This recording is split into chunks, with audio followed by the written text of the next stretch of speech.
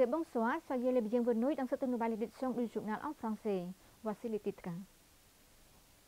Le ministère de l'Intérieur a ouvert la 9e réunion de diffusion du plan d'action sur la mise en œuvre du travail sur la lutte contre les drogues illégales sous la présidence de son Excellence Santé Mandat Netsavun, vice-premier ministre et président de l'autorité nationale de lutte contre les drogues, et de son Excellence Ampé Santé Mandat Sosokha, vice-premier ministre et ministre de l'Intérieur.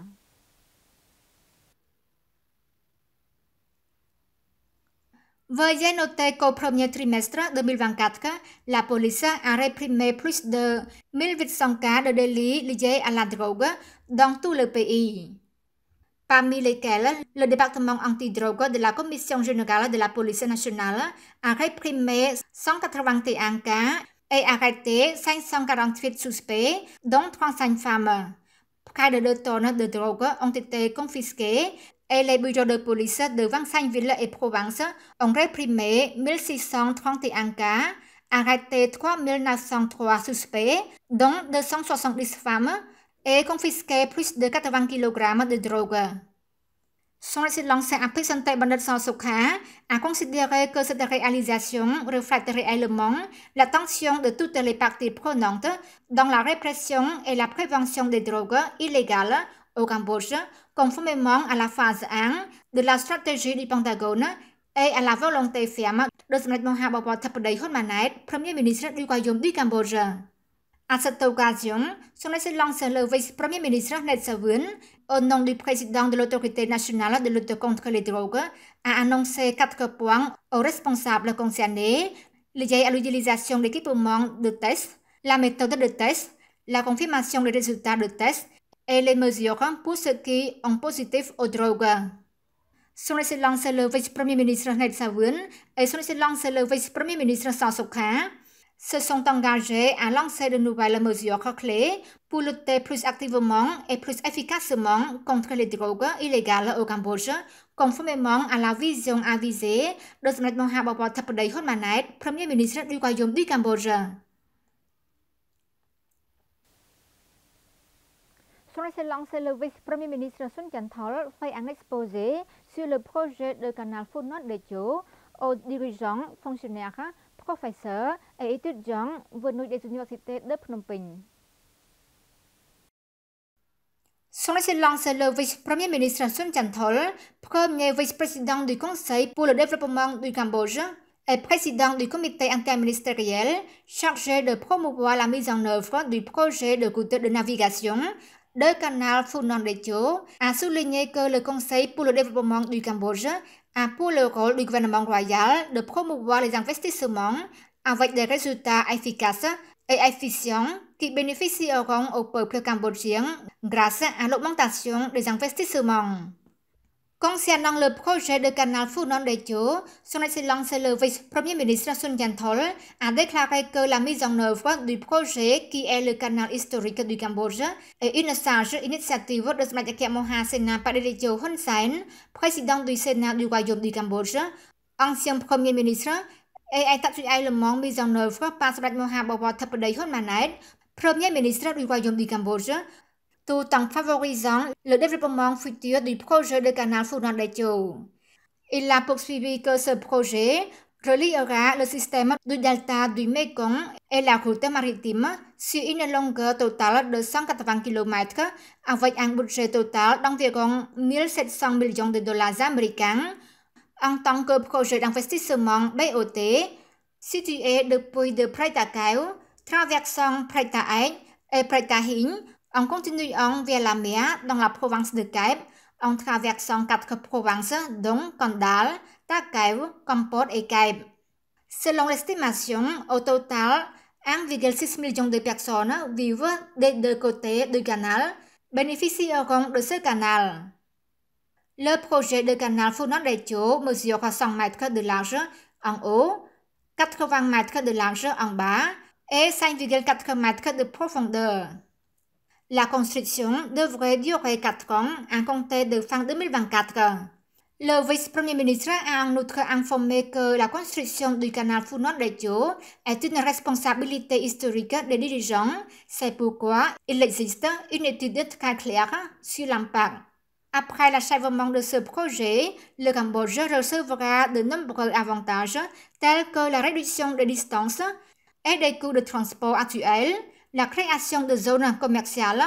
et de centres logistiques, le développement de nouveaux ports, l'expansion des zones de développement agricole, de l'irrigation, de l'agriculture et de l'élevage, soutenant le développement du quatrième pôle économique du Cambodge, créant des emplois supplémentaires au port autonome de Sihanoukville, au port autonome de Phnom Penh et dans d'autres ports, favorisant le développement urbain et la croissance immobilière. Le ministère de l'Information, en coopération avec l'Autorité nationale de lutte contre les drogues, se prépare à effectuer des tests de dépistage de drogue sur les dirigeants et les fonctionnaires afin de participer à la mise en œuvre des réglementations du gouvernement royal sur la mise en œuvre des mesures strictes de lutte contre les drogues illégales dans les ministères, institutions et administrations infranationales.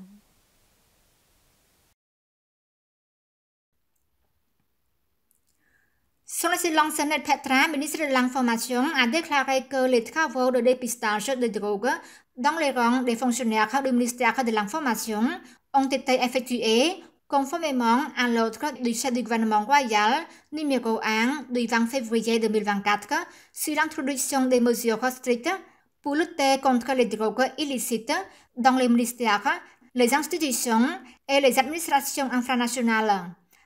À travers cette affaire, le ministère de l'Information a créé une commission pour préparer un test rapide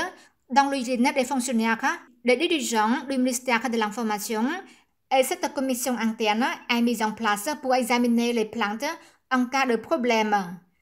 Les tests sont effectués selon le mécanisme de l'Autorité nationale de lutte contre les drogues en collaboration avec le ministère de la Santé pour vérifier à nouveau si c'est vrai ou non.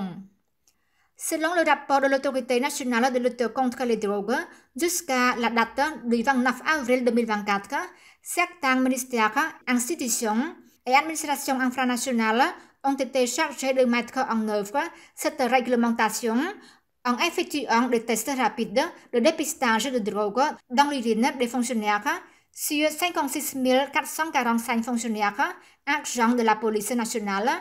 soldats et officiers contractuels, dont 76 résultats positifs et ils ont été expulsés. 21 présentant 73 zones naturelles protégées ont été remis le 3 mai 2024 par le ministère de l'Environnement aux administrations infranationales. Selon le ministère de l'Environnement, le transfert de pouvoir au niveau infranational vise à promouvoir plus efficacement la prévention de la criminalité liée aux ressources naturelles. 21 cartes représentant 73 zones naturelles protégées du ministère de l'Environnement, couvrant une superficie de plus de 7 millions d'hectares dans 21 provinces et 111 villes-districts, ont été remises le 3 mai à l'administration infranationale. Son Excellence Dr. Yên Suk Phalet, ministre de l'Environnement, a déclaré lors de la cérémonie de remise de la carte des zones protégées que le transfert de pouvoir au niveau infranational vise à promouvoir plus efficacement la prévention de la criminalité liée aux ressources naturelles, conformément aux 4 mesures du gouvernement royal du Cambodge de la 7e législature de l'Assemblée nationale. 1. Promouvoir la mise en œuvre de la loi à 100%, sans exception absolue, pour les délits liés aux ressources naturelles.